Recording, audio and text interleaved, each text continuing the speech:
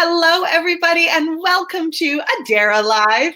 Today, I am so excited to introduce you to a newfound friend.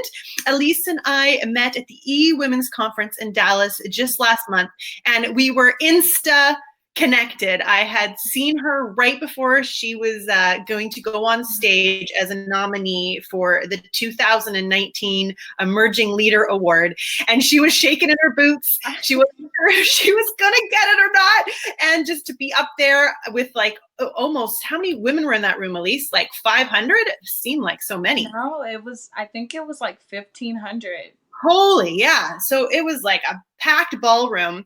And I looked at you, you remember? And I was like, you're going to win it, girl. I just have a feeling. And then she did. Yes, I She did.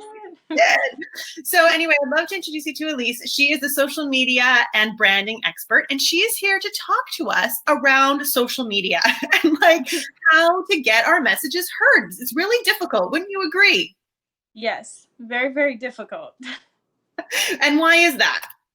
Well, I think a lot of people's concerns with social media is just that there's so many people already online. How are they going to stand out from the crowd?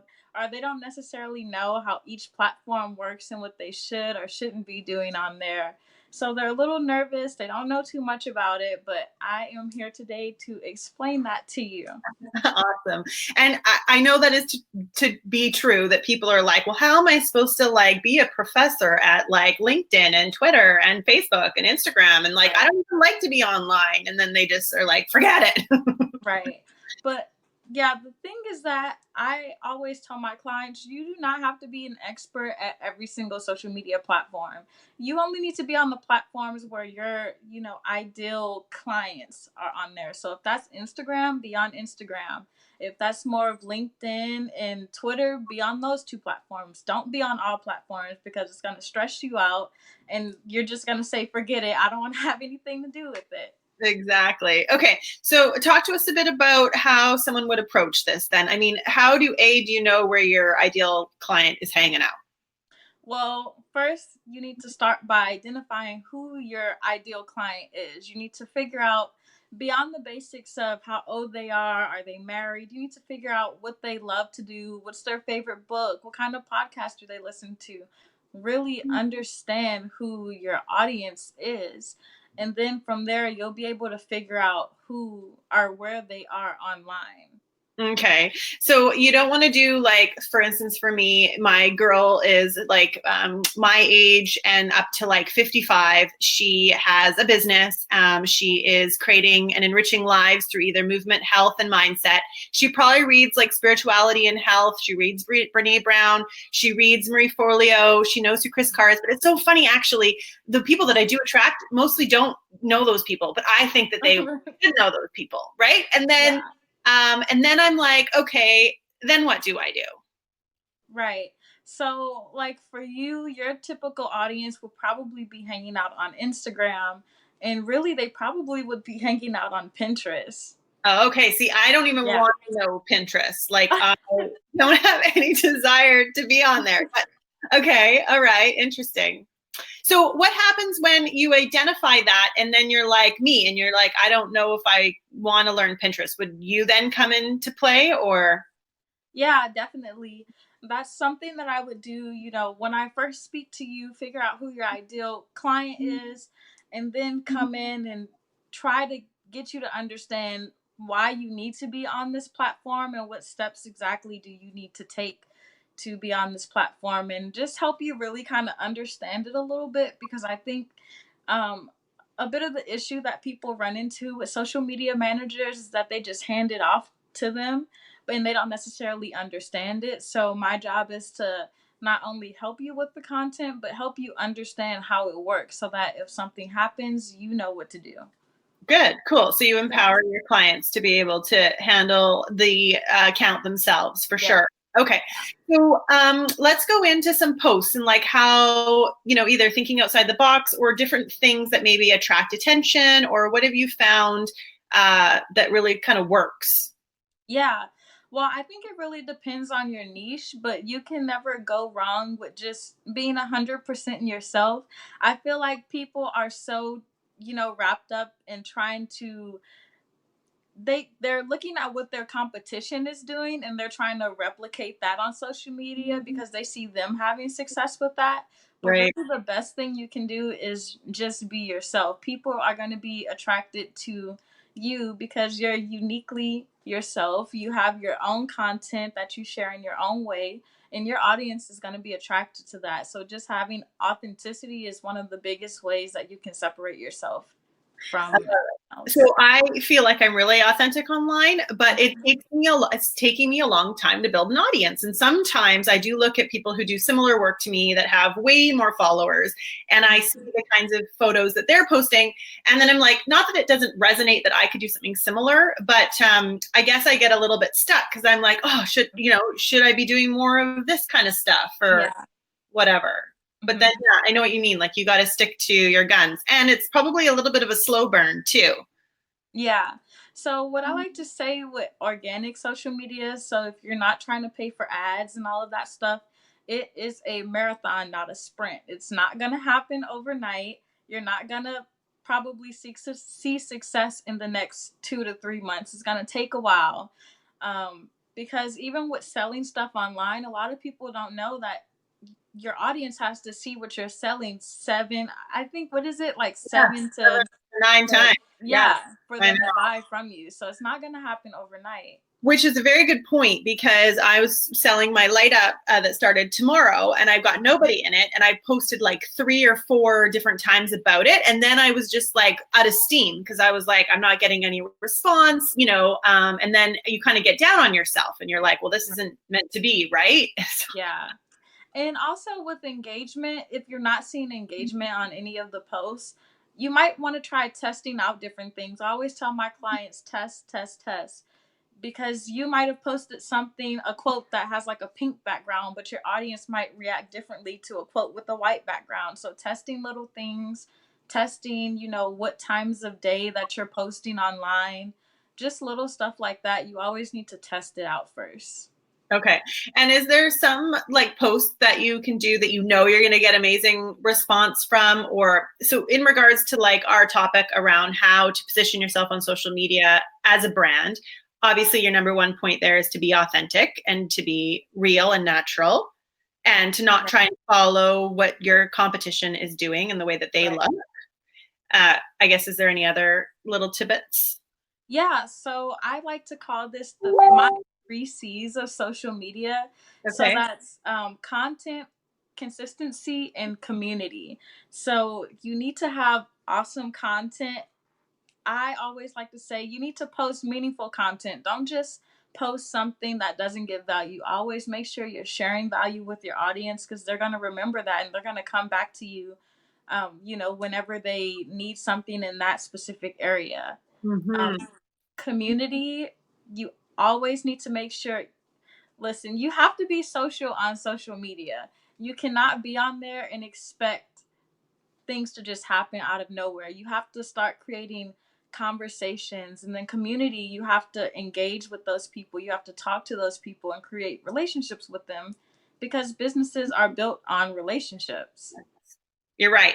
So it's not necessarily about like how many followers you can get, but like how many engaging people are you impacting being online. And I think I've got that down for sure, because I definitely have like 1 or 2 people on every post kind of say, oh, I really needed to hear that, or like, what did they see? But then I can get down on myself because I'm like, well, not 100 people liked this, you know.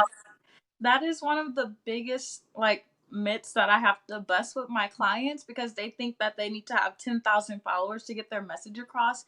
I've had clients that have 20,000 followers that no one is buying from them, and that's where I come in.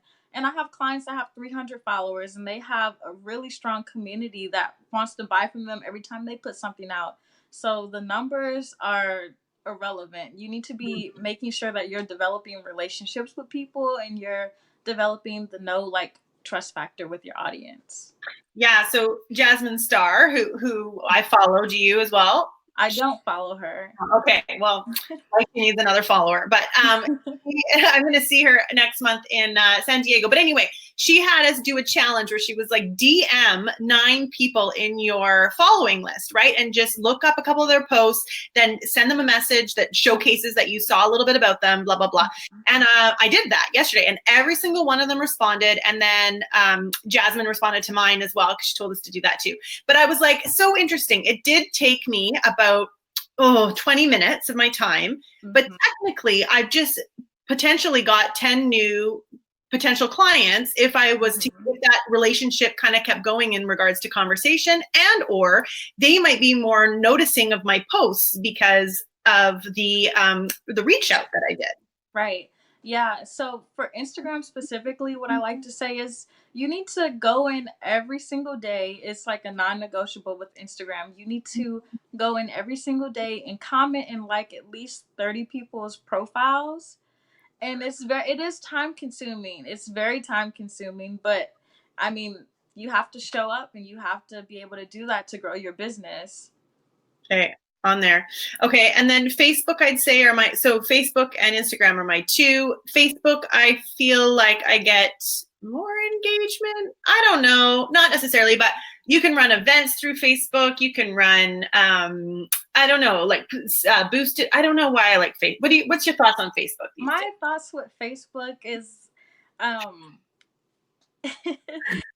so with Facebook, I like to tell my clients that it's not going to do you too much good if you're not going to, run ads on your business page. If you're doing it on your personal profile, those people already know, like, and trust you.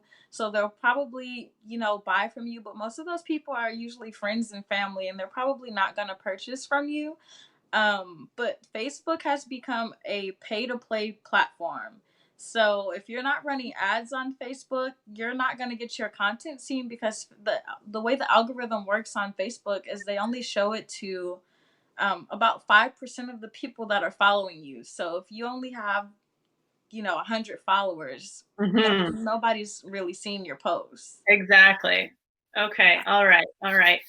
So what can someone do if they want to bump up their social media game, I guess instead of having a goal of more followers, the goal would be to have way more engagement and click-throughs, say, to your product page or your opt-in or wherever you're trying to take somebody, right? So what would be, I guess, the next step for somebody? Like, how does someone even hone their message enough to know what they should be talking about and what is of value? I think we get stuck there sometimes. Right. So it all goes back to knowing who your ideal client is. If you know who your ideal client is, it should be so easy for you to craft a message for them. It's like you should be talking to them when you're writing your posts. Like if you can't see them saying, "Oh my God, this is so me" on every single post you do, you need to step up your content. And then what else did you say? I don't know, but I'm going to write that. Oh my God, me. Me. Okay. I just said of knowing what's of value but you're right. Right. But I think you kind of address that. And also, testing out the content too. You need to test all of that out.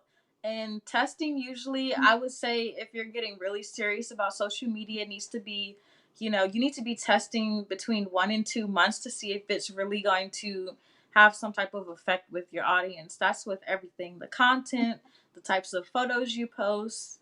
I had a client in particular who her quotes do really good on Instagram, but whenever she posts pictures of herself, they always perform lower for some reason. So we had to go in and change her strategy a little bit. So always testing your content, testing the types of photos you're putting out, testing what times of day you're posting. Like, you just need to test.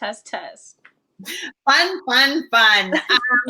Yeah, I find that when I post pictures of myself, I get way more engagement, which is really strange. And then less for like when I post or profile other people, which really like brings me joy, is like being able to showcase other people. But my audience doesn't want to see other people. They want to see my face, which is great. Thank you so much. And one thing that I will say is that a lot of people that I find are very scared to sell their services on social media because they don't want to be too salesy. But I would say for everyone who's watching, selling your services to not sell your services is selfish, because you have this amazing service that will transform someone's life. You need to be putting that out there and sharing it with the world.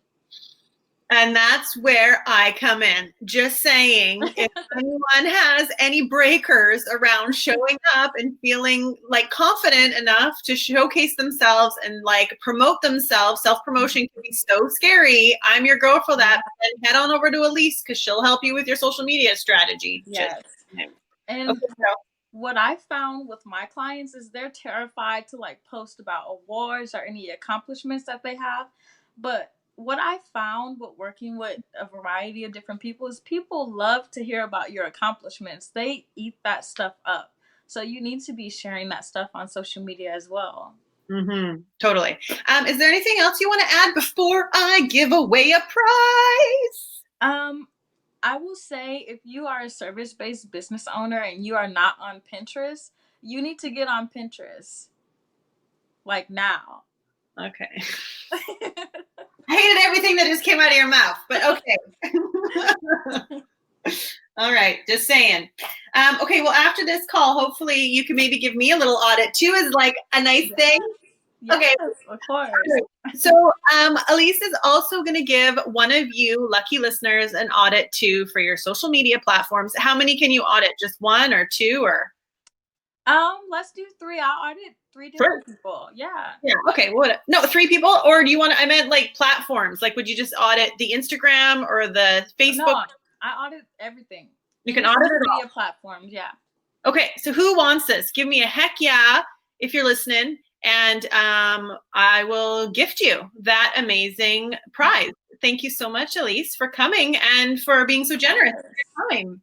Okay, so if you are someone who struggles with social media and knowing where you should be and how to show up and what kind of content to put out for your ideal client, Elise would be a great person to touch base with and talk with. And she can set you up and get you going in a way where you feel empowered to do your own content, as well as have her advice and guidance as you make your way as a superstar online, if that's what you want to do. You don't need to be a superstar. You're just really trying to attract your people to your amazing service so that they know that they can have a transformation with you. Right? Awesome. Yes. Okay, awesome. Well, thank you again, girl, for being here. And we'll talk again soon. Yes, thank you so much for having me on. I'm feeling a collaboration coming on. I know, I was thinking that in my head.